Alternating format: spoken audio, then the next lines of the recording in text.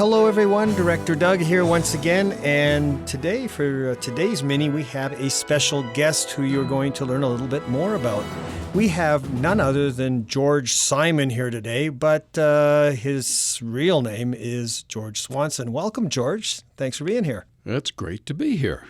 And I'll throw this over to Jean and Steve, and they're going to pepper you with questions so we can learn a little bit more about what makes you tick. All right, George. So we obviously know that you work here with us at Voice of Prophecy, but what is your regular job?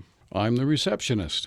So that means if someone calls in to the Voice of Prophecy, they get to hear your voice. They get Mr. Simon. Yes, I know the smoothest voice on the, I've had many people that have called in and they had kids standing beside them and they say, "Hey, do you know who this is that I'm talking to?" That's neat. It's really interesting. That's neat.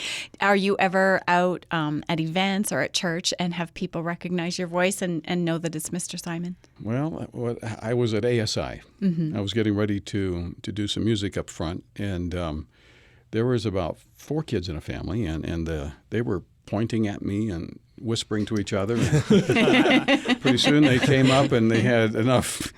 They came up and talked to me. Mm-hmm. Are you Mr. Simon? Aw, I love it. Yeah.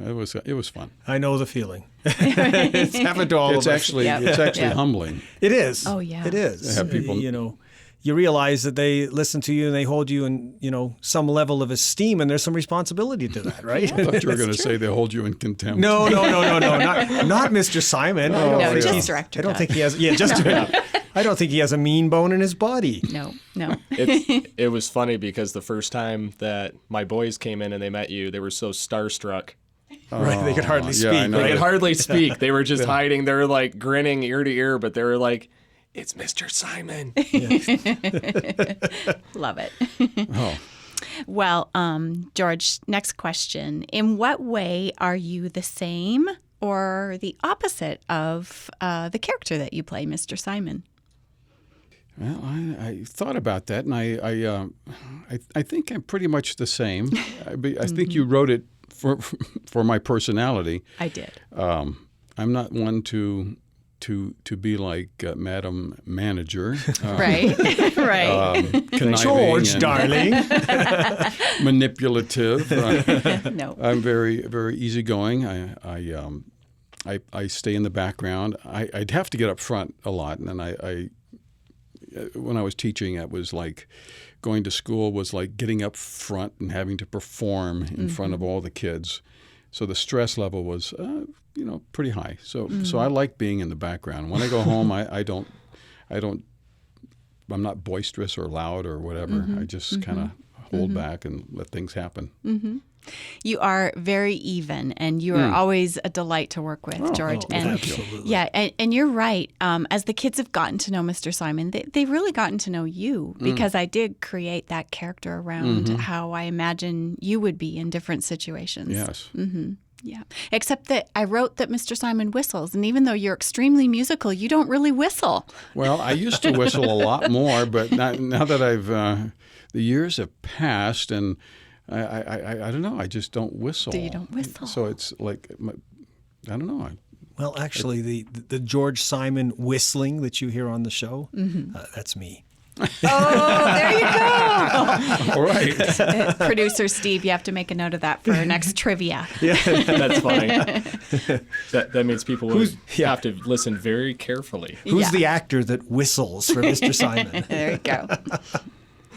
So this one's always a favorite with everybody, and usually it's the same answer. But what is your favorite food?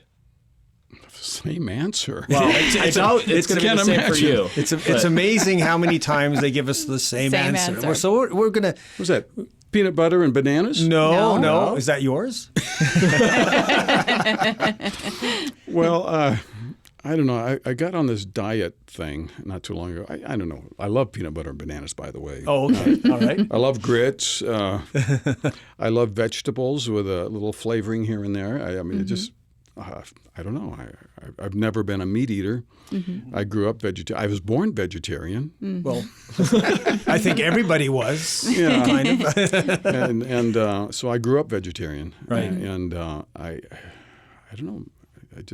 I think that's one of my favorite. I have to be careful when I go out to eat. If I get too much butter, or you know, I just love stuff with butter in it. You know, like Italian food. I just love Italian food. Yeah. But I've been watching my weight lately. Right. Lest I think everybody else used to watch my weight for me. Now you do it for yourself. Yeah. Well, the common answer here happens to be pizza for most of the time. And you did mention Italian, so you probably enjoy pizza. I love from time to pizza. What's not to love about pizza? Yeah. Now I get pizza without cheese. Ah, And it's actually just it's great. I know I've had it as Tastes well. good. Yeah, it does.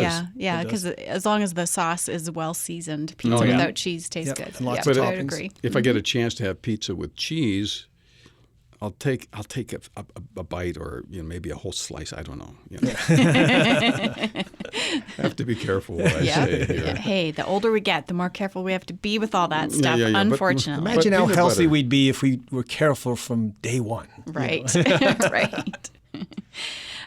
So, George, what is one of your favorite Bible verses? Well, I'm thinking about that. I was thinking of the Apostle Peter and his encounter with Christ, and where he said that he would never forsake him, and he would die before he did that. And Christ said, "Well, let me tell you, you're gonna deny me 3 times before the cock crows tonight." And that must have been an eye-opener for him. He couldn't believe it. But the next verse says, "Let not your heart be troubled. You believe in God, believe also in me, in my Father." It goes on, the text. Right. So it gives me comfort to know that even though I think I can do the right things in my own power, I'm not going to always be able to do that. And it's going to be, God has this promise, I'm there for you. Right. Very nice. So, for the next question, when you were a kid, what did you want to do when you grew up? Well, I was surrounded with people that were musical. So one of the things I really enjoyed was participating in music, band and choir and small groups. And I wanted to continue that through my career. So I thought, well, I'll pursue that with a music degree. And one of the things I wanted to do was do orchestra stuff. But we don't have that many orchestras in the Adventist church, and teaching. A lot of bands. Yeah, a lot of Orchestras, bands. yeah. And, so I did that through my career, which was just very enjoyable. You've been a teacher. You've been a musician. You play many, many instruments. I've seen you playing many. What's your favorite instrument to play? I have to say the trombone. Trombone. Yeah. Okay. Oh, wow. Nice. I started on my dad's trombone back in 7th grade, and they finally got me a really nice trombone. But that has been a joy through the years to do that. Play to the play trombone. That. Yeah. That's funny. My dad actually has a trombone. Oh, neat. Yeah. Does he play it? He did for a while. Oh, Yeah. Well, when we're recording here, we often have a lot of actors in for the day, and we're not using them all at once because we can only fit 4 of them in the studio at a time. And we may be shooting a scene that has 4 actors in here that doesn't include George. And we come to the end of that scene, and the next scene includes George, and we walk out into the waiting area, and we're looking for George. Hey, we need George in the studio. Can't find him. And then we hear piano music playing in the next room because there's a piano in the room adjacent to our waiting room. And says, just follow the sound of the piano music, and you'll find George. That's where George is. That's right. Yeah. George, your wife, Ada, also works here with us at the Voice of Prophecy. She has worked for the Voice of Prophecy for many, many years. She's our longest standing employee. You notice I didn't say our oldest employee. I see her out there. She's still standing. Oh, she's still out there? Good. So tell us, do you and Ada have any pets at home? We used to have a dog, but that was my stepson's dog. Okay. And he is now in a different location. He's moved, and so the dog went with him. Oh, okay. But we loved having a dog. I've always had dogs. But right So now maybe another one is in your future. maybe, just a slight maybe. Okay. Well, maybe an Australian Shepherd. like gadget. Oh, yes. So, what do you like to do when you have free time? Oh, my goodness. I like to go to the hardware store. I love looking around hardware stores. Really? I don't know what it that's so is. neat. I had an uncle that had an hardware store, and he was also the mayor of that town.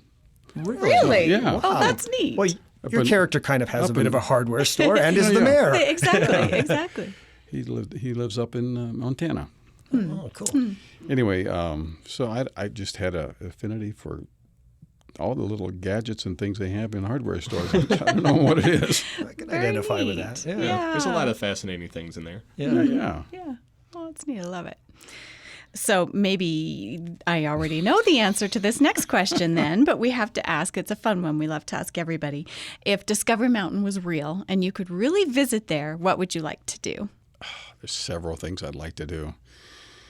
I'd like to go to Trekkers There you go. That's what I thought you'd say. and just check it out and maybe get some food. Mm-hmm. But I'd often wanted to fly. That was I just never had the opportunity to take flying lessons or even the money it costs to do that. Right. But I'm afraid that if I even got near a plane, it might just fall apart on me.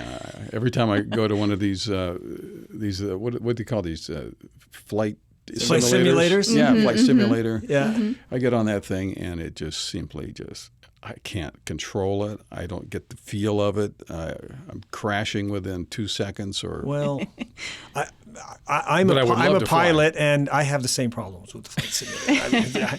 I crash, and there's no feedback and no feeling. Seat of you your mean pants on a feeling. simulator? On a simulator, yes. Oh, not on a real plane. Well, we had an engine failure once, but hey, I'm still here. So, unlike your character, you don't fly. No, I don't. Oh, wow. No. But he could go meet Mr. Simon and Trekkers. That's and true. He could, and Yeah. take it They for would a sound flight. exactly the same. Would you let Jake fly you in Bluebirdie if you could visit Discovery Mountain? That would be a big question mark.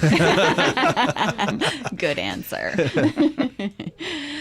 Well, George, really is a delight for all of us, and I know producer Steve and director Doug, you would agree. It's delight Absolutely. working with you. Every time he's on the schedule, we go, whew, that will be an easy This will be record." easy. Yes. Yeah. Well, thank you. Yeah. And I'm glad that our listeners had a chance to get to know you a little bit better. Thank you for sharing with us. Oh, you're welcome.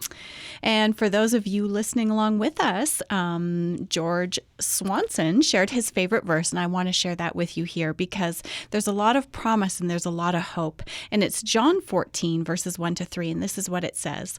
Let not your heart be troubled. You believe in God, believe also in me. In my Father's house are many mansions. If it were not so, I would have told you. I go to prepare a place for you. And if I go and prepare a place for you, I will come again and receive you to myself, that where I am, there you may be also. So that's a beautiful promise. And thanks for joining us for this mini adventure. Connect with us on our website, on Facebook, Twitter, and Instagram, and we'll see you next time.